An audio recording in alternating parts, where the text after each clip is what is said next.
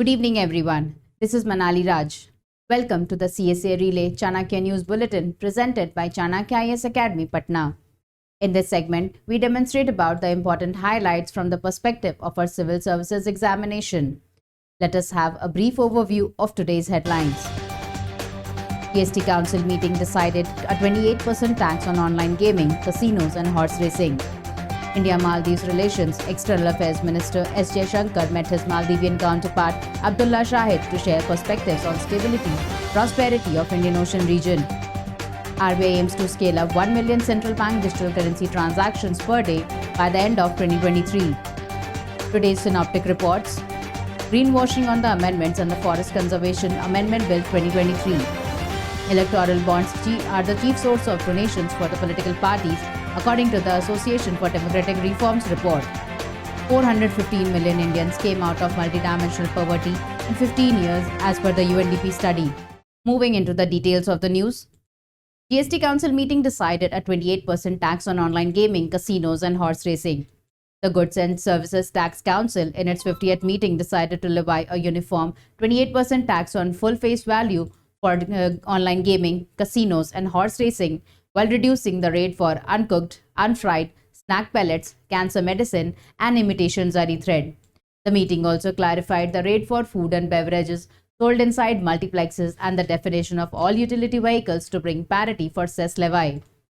Finance Minister Nirmala Sitharaman said that the intent was not to end any industry linked to the online gaming, casinos and horse racing, but there was discussion on the moral question of whether these should be taxed at the same rate as essential items.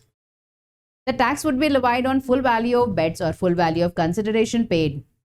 Earlier, the Ministerial Panel on Online Gaming, Casinos, Horse Racing had discussed the other option of levying tax on gross gaming revenue or platform fee, that is, the charge paid to avail the gaming services, but they did not find favor, pointing out that the system had to be simplified as it is impossible to pierce that wheel which brings opacity on how it is actually operated.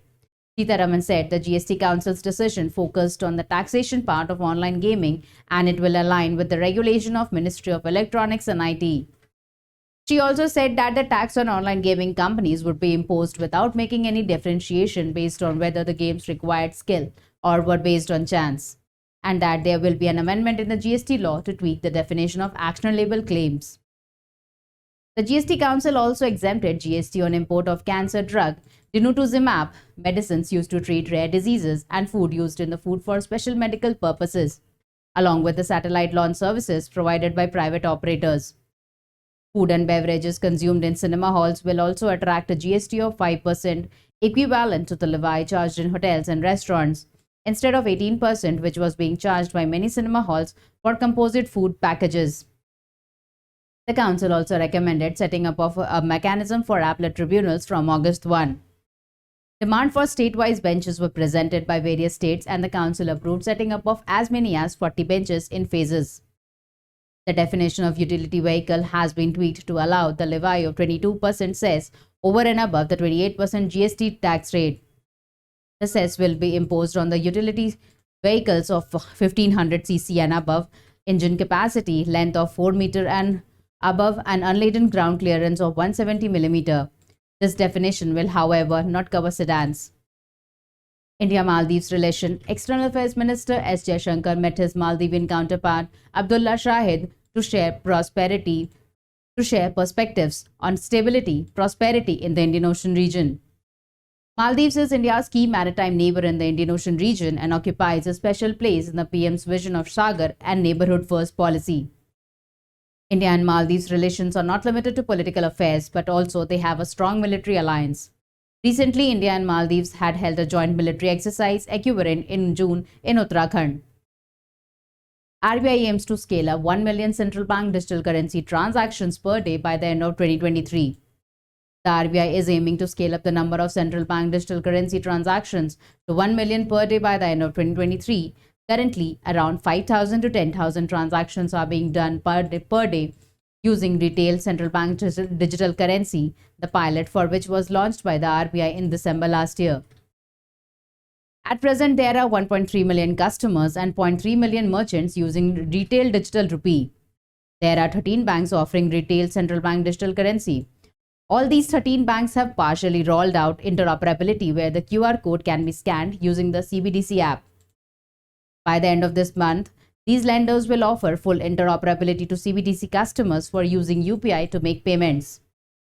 The RBI will also onboard the remaining 20 to 25 banks to offer interoperability to CBDC customers, but it might take a little more time. The biggest advantage the CBDC can provide is the cross-border transactions. One of the important aspects of CBDC is the anonymity, which is the defining feature of the currency. The anonymity on the CBDC can be provided using various technological choices, including killing transactions after a certain time period. However, these choices have to be backed legally. No bank or central bank or system will kill a financial transaction unless it is legally provided. Moving into today's synoptic reports, greenwashing on the amendments and the Forest Conservation Amendment Bill 2023. The Forest Conservation Amendment Bill of 2023 that is being deliberated upon by a joint committee of Parliament is a contentious piece of legislation. It has signaled the complex challenges involved in the balancing industrial development and the conservation of forest. While industrialization inevitably means usurping greater tracts of forest land and ecosystem, the Forest Conservation Act 1980 has been the mantelpiece legislation that has empowered the state to regulate this and impose cost on such industrial exploitation. Originally meant for notified forest, a landmark Supreme Court judgment in the T.N. Godavarman Tirumalapat case 1996, among other things, broadened the scope of such protection to even those not officially classified so. The new amendments to the Forest Act gave such incentives by clearly defining the limits of 1996 judgment. Only land recorded as forest in any government record on or after 1980 would invoke provisions of the Act. Forest land authorized by states for non-forestry uses between 1980 to 1996 would not invoke provisions of the Act.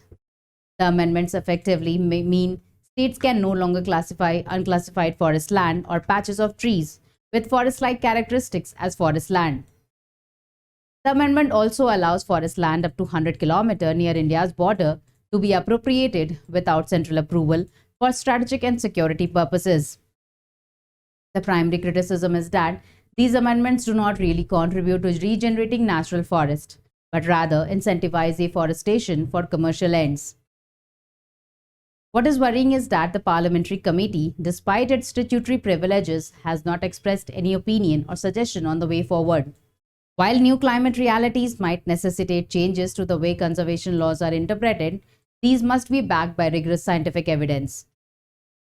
Electoral bonds are the chief source of donations for political parties, according to the Association for Democratic Reforms report. Electoral bonds were the chief source of donations for political parties, with the BJP garnering the lion's share. Between 2016-17 and 21-22, the 7 national and 24 regional parties received a total donation of 9,188.34 crore from electoral bonds. The Electoral Bond Scheme 2018 was introduced for the purpose of electoral funding, as well as the Finance Act of 2017 removed the previous limit of 7.5% of the company's average 3-year net profit for political donations.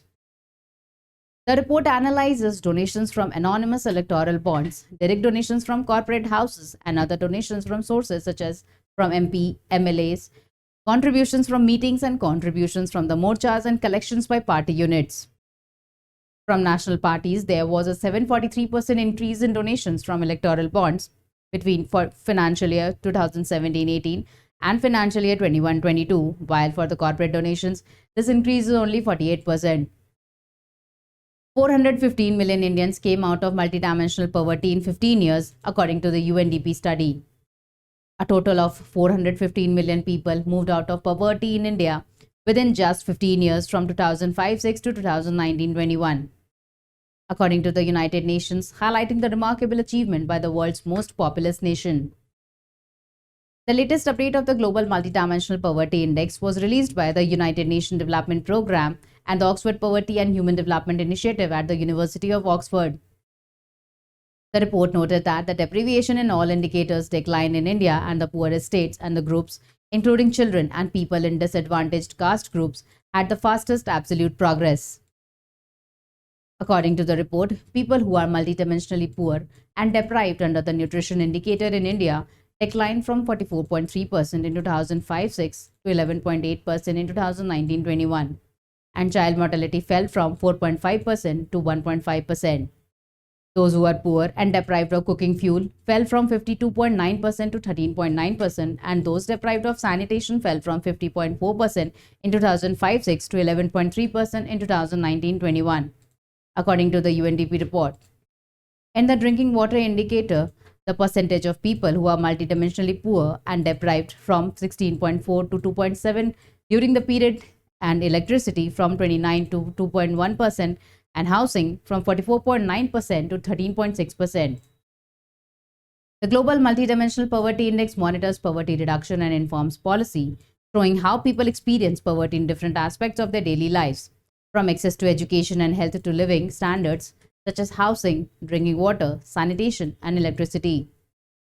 The Multidimensional Poverty Index as a poverty index can be pictured as a stacked tower of the interlinked deprivations experienced by poor individuals, with the aim of eliminating these deprivations.